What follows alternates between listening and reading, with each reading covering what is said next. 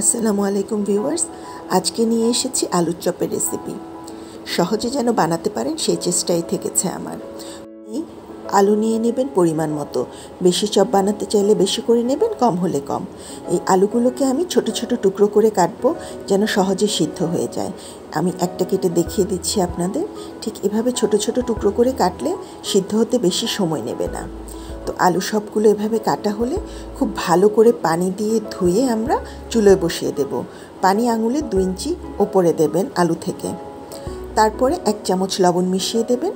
এতে করে আলুর স্বাদটা ভালো হয় এবং আলুটা সিদ্ধ হয় তাড়াতাড়ি।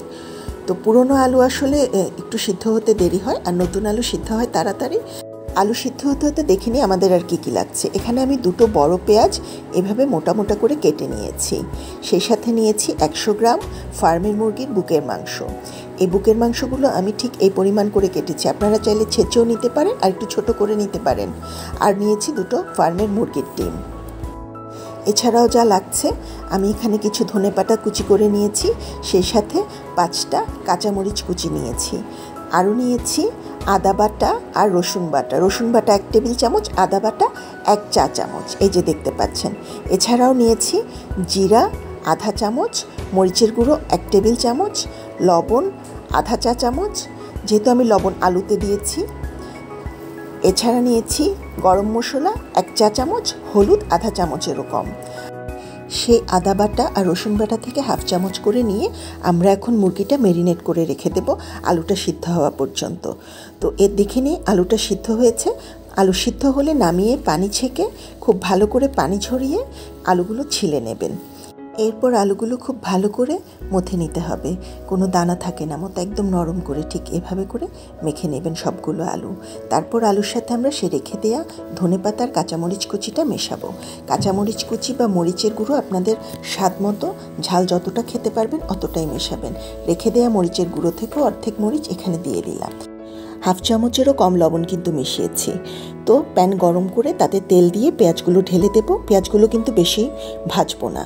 তো এর ফাঁকে দেখে নেই পেঁয়াজ হতে হতে আর কি লাগছে। সে রেখে দেওয়া ডিম 2টি ভেঙে এভাবে একসাথে নেবেন। সেখান থেকে সাদা অংশ কিছুটা পরিমাণ সরিয়ে রাখবেন আলুর চপগুলো ডোবানোর জন্য। ডিমের বাকি অংশ খুব ভালো করে ফেটিয়ে সরিয়ে রাখলাম। এরপর পেঁয়াজগুলো নেড়ে চেড়ে দিচ্ছি। দেখুন, ততক্ষণই করব পেঁয়াজটা যতক্ষণ পেঁয়াজের কাঁচা গন্ধটা না যায়। এরপর এর সাথে আদা আর রসুন বাটার যে বাকি অংশটা রয়েছে তা মিশিয়ে দিব। এটা আনুমানিক মিনিট খানেকের মতো নেড়ে চেড়ে দিব। কাঁচা গন্ধটা গেলে পরে 1 মিনিট থেকে 1.5 মিনিট পরে বাকি রেখে দেওয়া যে মশলাগুলো আছে আস্তে ধীরে আমরা সেগুলো মেশাবো। মিশিয়ে মশলা লেগে থাকা ওই ছোটো বাটিটার মধ্যেই আমি 1 টেবিল চামচের মতো পানি দিয়ে মশলাটা কষিয়ে নেব। এখানে কিন্তু তেল খুবই কম দিয়েছি, 1 টেবিল চামচ পরিমাণ। তেল বেশি দেব না, যেহেতু আলুর চপটাও প্রচুর তেলে ভাজবো আমরা। তো এই মশলাটা আমরা 3-3.5 মিনিটের মতো কষিয়ে নেব, মশলার গন্ধটা যাওয়া পর্যন্ত। পানিটা শুকিয়ে গেলে এর সাথে আস্তে করে মিশিয়ে দেবেন রেখে দেয়া ম্যারিনেট করা মুরগির মাংসগুলো। মশলা কষে গেলে পরে আমরা এর সাথে এখন মিশিয়ে দেব মুরগির মাংসগুলো। তো মুরগির মাংসতে ম্যারিনেট করে রাখার ফলে কিছুটা পানি উঠেছে, আবার মুরগি কষালেও পানি উঠবে। ফার্মের মুরগি এমনিতেই সিদ্ধ হতে বেশি সময় লাগে না। আমরা সে বাটিটা মুছে আর 1 টেবিল চামচ পানি যোগ করব। সে পানিটা দিয়েই মুরগিটা সিদ্ধ হয়ে যাবে। এটা ঢাকারও দরকার নেই, যেহেতু ম্যারিনেট করে রেখেছিলাম প্রায় 20 মিনিটের মতো। তো মুরগিটা সিদ্ধ হয়ে যাবে। এই নাড়াচাড়া করতে করতে যে পানিটা বের হবে সেটা দিয়ে সিদ্ধ করে নেবেন এবং একটু পরপর নেড়ে দেবেন পুরোটা হয়ে আসা পর্যন্ত। তো যখন মুরগিটা সিদ্ধ হয়ে আসবে বুঝতে পারবেন পানিটা পুরো টেনে যাবে। পানিপুর হিসেবে আপনারা যে কোনো ধরনের সবজি, মটর, গাজর যে কোনো কিছু ব্যবহার করতে পারেন। চিংড়ি মাছ, সেটা আপনাদের আসলে পছন্দ, বিফও ব্যবহার করা যাবে। তো আপনারা খেয়াল করেছেন আমি তেলও খুব কম দিয়েছি এবং আমি মশলার পরিমাণও কম দিয়েছি। যেহেতু আমি বাচ্চাদের জন্য করছি তাই কিন্তু আমি মশলাটা একদম গায়ে গায়ে দিয়েছি, অতিরিক্ত দেইনি। তো এরপর আমরা ফেটিয়ে রাখা ডিমটা ঢেলে দেব মাঝখানে। এই ডিমটা ধরে আসলে আস্তে আস্তে করে নেড়ে চেড়ে ডিমটা পুরোটা প্রণালীর সাথে মিশিয়ে নেবেন। ধীরে ধীরে করবেন, এটা হয়ে আসবে। চুলোর আঁচটা মিডিয়াম লোতে রাখবেন। হয়ে গেলে দেখবেন যে ডিমটা ধরে আসলে এটা উঠে যাবে। তো সেই হিসেবে পুরের সাথে যেন ডিমটা মিক্সড হয়ে যায় ভালো করে, সুন্দর করে নেড়ে চেড়ে নেবেন মিনিট 2। এই যে আমাদের পুর মোটামুটি রেডি। এই পুরটা এখন নামিয়ে আমরা ঠান্ডা করে নেব আলুর চপ বানানোর জন্য। আমার সব রেসিপিতে ব্যবহার করা সব ধরনের মশলা আমার নিজের করা। ফেসবুকে আমার দুটো পেজ আছে, একটা মশলার পেজ নাম আখ্যান টেল অফ বাংলাদেশ, আরেকটা এই চ্যানেলের নামেই আছে হেসেলের আখ্যান। ভালো লাগলে চ্যানেলটি সাবস্ক্রাইব করুন, লাইক কমেন্ট করুন, পরবর্তী রেসিপি পাওয়ার জন্য নোটিফিকেশন বাটনটি অন করে দিন। তো আসুন এবার আমরা আলুর চপ তৈরি করব। আলুর চপ ডিমে ডোবানোর পরে যেন আলুর চপটি ভেঙে না যায় সেজন্য আমরা সাধারণত ব্যাটারে অথবা যে কোনো এরকম গুঁড়োতে গড়িয়ে নেই। এটা হচ্ছে বিস্কিটের গুঁড়ো। আপনি চাইলে ময়দা দিয়েও ব্যাটার তৈরি করতে পারেন, কর্নফ্লাওয়ার দিয়েও ব্যাটার তৈরি করতে পারেন, বেসন দিয়েও তৈরি করতে পারেন। যে কোনো ব্যাটারে আলুর চপটা গড়িয়ে নিয়ে ভাজলে আলুর চপটা ভেঙে যাবে না। থাকলে বাসায় যদি মুড়ি থাকে সেটাও ব্লেন্ডারে এরকম গুঁড়ো করে নিয়ে তাতেও গড়িয়ে নিয়ে ভাজতে পারবেন। তো আমাদের গুঁড়োটা তৈরি। এখন আমরা আলুর চপ বানাবো। আলুর চপ বানানোর জন্য পরিমাণ মতো আলুটা নিয়ে নিন। সেই মেখে রাখা আলু থেকে আলু যতটা বড় বানাবেন চপটা সেই পরিমাণ আলু নিয়ে নিন। মাঝখানে এভাবে জায়গা করে নিয়ে সেখানে রেখে দেওয়া পুরটা দিয়ে দিন। পুরের পরিমাণটাও নির্ভর করবে, পুরটা আসলে বেশি দিলে বাচ্চারা বেশি পছন্দ করে, খেতেও মজা লাগে। তো সেই পুরটা আপনারা এখানে দিয়ে দিন। এরপর আলুটাকে পছন্দ মতো শেপ দিয়ে নিন। লম্বা চ্যাপ্টা গোল যে কোনো শেপেই বানাতে পারবেন, শুধু খেয়াল রাখবেন পুরটা যেন বেরিয়ে না আসে। তো আমি এভাবে করেই বানাই সাধারণত। আর আলুর চপ কিন্তু অনেক দিন ডিপে রাখতে পারবেন, মোটামুটি মাসখানেক একসাথে করে এভাবে খেতে পারবেন। তো ডিমটা এভাবে আসলে দেওয়ার কারণ হচ্ছে সহজে আলুর চপটা নষ্ট হয় না। ওভাবে সিদ্ধ করে ডিম দিলে অনেক সময় স্বাদটা নষ্ট হয়ে যায়। তো এবার রেখে দেওয়া সেই সাদা অংশে ভালো করে গড়িয়ে নিলাম।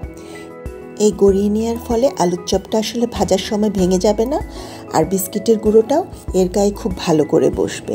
তো নেড়ে চেড়ে ঘুরিয়ে সব দিকে যেন ভালো মতো লাগে। আপনি যদি কর্নফ্লাওয়ার কিংবা বেসন কিংবা ময়দা দিয়ে গুলিয়েও ব্যাটার করেন, ব্যাটারটা একটু ঘন করে করবেন। এভাবে আমি আস্তে ধীরে সমস্ত আলুর চপগুলো গড়ে নেব।